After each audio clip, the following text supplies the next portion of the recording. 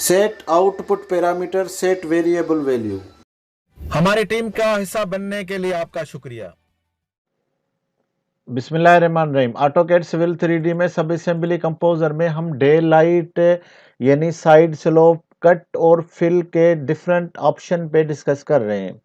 अब एक और कंडीशन देखें कि क्या क्या सिचुएशन आ सकती है। अगर आप देखते हैं कि अगर पुराने रोड को अपग्रेड करते हैं तो जो पुराने रोड की लाइन होती है वो तो रोड के बराबर होती है, लेकिन जैसे ही रोड के किनारे से बाहर के ग्राउंड को अगर देखा जाता है तो बहुत ही वेरी करता है और अक्सर ये देखने में आया है कि वहाँ पे बहुत ज़्यादा फ़र्क होता है। अगर हम सब असेंबली कंपोजर का थोड़ा देखें तो आपको मालूम होगा कि यहाँ पे हमने एक्सिलरी पॉइंट यानी कि हमने कोई घोस्ट पॉइंट बनाया था सॉरी। तो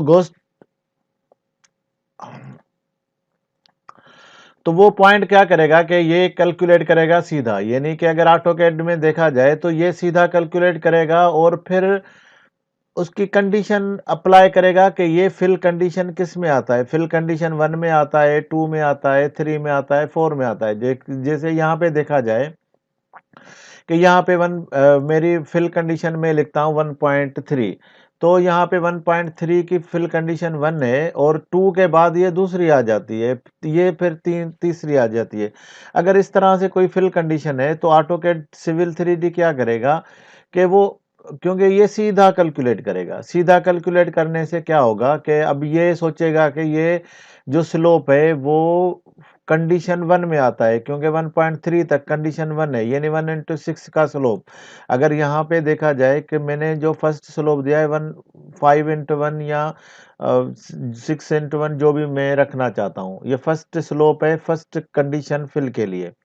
लेकिन साइड पे अगर आप देखेंगे तो यहाँ पे तो 1.2 है, लेकिन ये जहाँ पे जाके ये स्लोप 1/6 का मैच करेगा ग्राउंड के साथ, वहाँ पे 2.15 है फिनिश लेवल से, तो इसका मतलब ये दूसरे कंडीशन में भी नहीं आता है, ये तीसरे कंडीशन में आ जाता है। लेकिन ये क्योंकि एक्सिलरी पॉइंट बिल्कुल इसके नीचे होता है तो वहाँ पे क्या होता है, ये कैलकुलेशन करने के लिए ये क्या करेगा कि ये सोचेगा कि ये फर्स्ट कंडीशन में आता है, क्योंकि ये 1 मीटर या लेस देन 1.3 है, जो कि यहाँ पे मैंने 1.3 की कंडीशन दी है।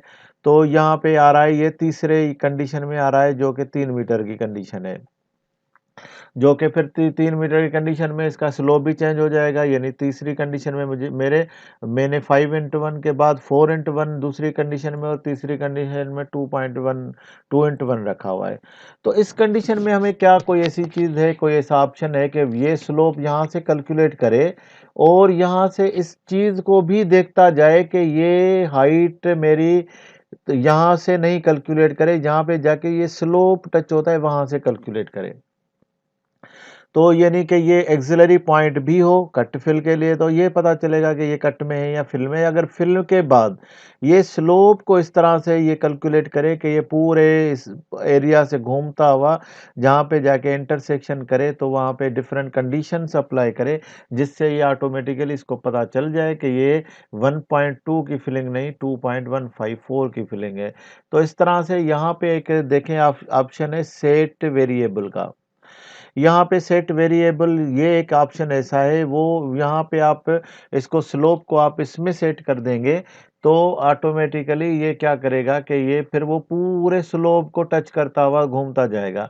यहाँ पे मिसलिनियंस में हम क्या है कि एक सेट इनपुट आउटपुट है। यहाँ पे ये देखें मैंने एक्सिलरी पॉइंट एक 1 लगाया है।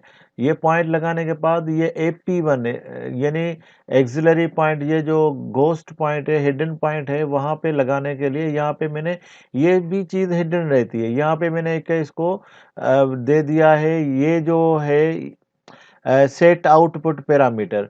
यहाँ पे मुझे आउटपुट के लिए ये किस में मुझे कैलकुलेट करके देगा, तो यहाँ पे देखें मुझे ये हाइट कैलकुलेट करके देगा। ये जो कैलकुलेट करके देगा ये डिफरेंट ऑप्शंस है। कभी मैं ये सुपर एलिवेशन में भी एक्सिलरी पॉइंट लगा सकता हूँ, डबल में, स्ट्रिंग में, किसी टेक्स्ट के वजह से। यहाँ पे जो मेरा यूज़ हो रहा है वो हो रहा है नीचे, यानी डेसिमल मीटर और सेंटीमीटर में कट होगा या मीटर सेंटीमीटर में फिल होगा।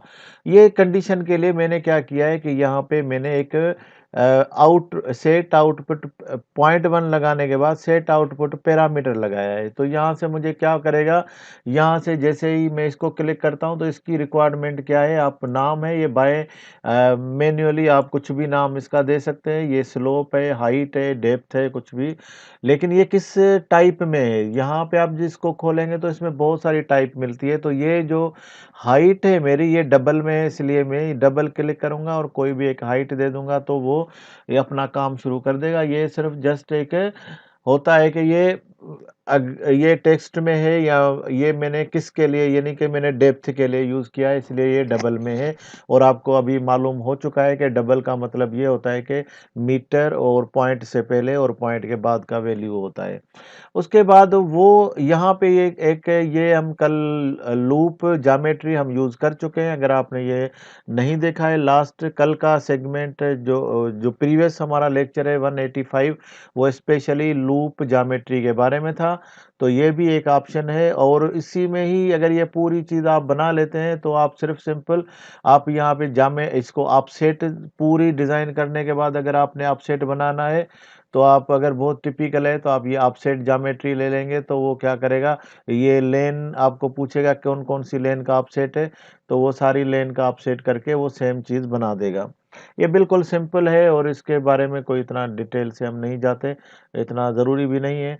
और ये बहुत यानी हम बजाय इसके कि ऑफसेट बनाएँ तो उससे अच्छा होता है कि हम एक लाइन भी बना सकते हैं। सेम वही होगा, एक होता है कि इसमें फिर पॉइंट क्रिएट करने में लेकिन ये भी एक ऑप्शन है हमारा कि एक चीज़ एक लेयर बना के सेम उसका ऑफसेट मार दें। और यहाँ पे देखें एक ये जो मैंने बात कर रहा हूँ यहाँ पे ये कंडीशन की, तो ये कंडीशन क्या होता है कि हम ये पॉइंट का स्लोप लगाने के बाद यहाँ पे देखें ये मेरे पास डेप्थ आ गया। डेप्थ करने के बाद कंडीशन ये नहीं कट है और फिल का मुझे ये हाइट से मुझे ये माइनस करके और ये माइनस करके ये मुझे बता दे कि ये प्लस में वैल्यू है या माइनस में। प्लस में है तो इसका मतलब ये हमारा फिल है। तो यहाँ पे फिल कंडीशन में जैसे ही मैं जाता हूँ तो सबसे पहले इसको क्योंकि मैंने यहाँ पे लगाया है फ्लो चार्ट, तो फ्लो चार्ट में अंदर जाता हूँ। अंदर जाने के बाद डेफिनेटली आप मुझे अंदर जाने के बाद मुझे कंडीशन का मालूम होना चाहिए कि यहाँ पे मुझे ये किस तरह से मैं क्रिएट कर रहा हूँ। तो ये मैं कर रहा हूँ कि अगर ये मेरी फिल कंडीशन 1 के बराबर है, कम है, यानी पहली कंडीशन से कम है, फिलिंग 1 मीटर 30 सेंटी से कम है या उसके बराबर है, तो ये मेरी ट्रू कंडीशन है, यानी फिल टाइप 1 है। फिल टाइप 1 की वजह से यहाँ पे देखें ये वो स्लोप है जो ये पूरा सर्च करेगा कि ये मुझे किस जगह पे कट करके फिल करके लेके आ रहा है। तो इसके ड्रा करने का क्या तरीका है, आप इसको ड्रैग करेंगे और यहाँ पे छोड़ देंगे। ये दूसरा लाइन लगाने के से पहले पहले ये आप स्लोप सेट करेंगे ताकि वो सर्च करे वो पूरी लाइन में। तो इसका क्या तरीक़ेकार होता है, आप जैसे इसको ओपन करेंगे तो इसमें स्लोप लिख कर आता है, यानी नेम इसका ऑटोमेटिकली स्लोप रहता है। तो उसके बाद ये जो स्लोप है यहाँ पे मैंने पैरामीटर बनाए हुए थे स्लोप 1, तो ये माइनस में है इसलिए मैंने इसको कॉपी करके यहाँ पे पेस्ट कर दिया है। अब ये स्लोप 1 पूरे में सर्च करेगा। स्लोप 1 ये पूरे में सर्च करेगा कि ये इसके कंडीशन में आता है, इस जगह किसी भी जगह पे आता है तो ये स्लोप 1 कंसीडर करेगा, हाइट का नहीं है तो ये दूसरी कंडीशन में ऑटोमेटिकली चला जाएगा। तो जहाँ पे बहुत सारे स्टेप्स आते हैं, यानी आप डैम का काम कर रहे हैं या बहुत बड़ी हाइट है जहाँ पे आप रोड का 7-8 मीटर की फिलिंग है, जो कि आजकल नहीं होती है, लेकिन फिर भी कोई ऐसे प्रोजेक्ट्स होते हैं जहाँ पे ज़रूरी है कि ये स्टेप्स समझे जाएँ, ख़ास तौर पे कटिंग तो अभी भी होती है। तो यहाँ पे क्या होता है कि इस कंडीशन में कट हो या फिल हो, तो ये कंडीशन में क्या होता है कि ये आपको देखना पड़ेगा कि ये स्लोप जो है यहाँ से कैलकुलेट ना करे, ये स्लोप से ये जो है ना, ये इस तरफ से कैलकुलेट पूरा करके इसको देख ले। तो ये जब स्लोप इसको -1 देंगे तो अब ये पूरी जगह देख लेगा, उसके बाद मेरा पॉइंट ड्रा करेगा। तो ये है इसका सेट वेरिएबल वैल्यू यूज़ करने का तरीका। इसमें सिर्फ़ आपको 2 चीज़ें देनी पड़ेंगी, ये ऑटोमेटिकली स्लोप ले लेगा और उसके बाद यहाँ से आप क्या करेंगे कि इसको सिर्फ़ आप ये स्लोप का जो आपने बनाया हुआ है वो दे देंगे, तो ये अपने आप ये पूरा कैलकुलेट करेगा और उसके हिसाब से ये अपनी कंडीशन में इसको रिपोर्ट करेगा, और अगर इस तरफ नहीं आता है तो ये दूसरी तरफ इसके चला जाएगा। तो उम्मीद है कि ये वैल्यू सेट वेरिएबल वैल्यू आपको कहीं न कहीं ज़रूर यूज़ में आएगा। हमारी टीम का हिस्सा बनने के लिए आपका शुक्रिया।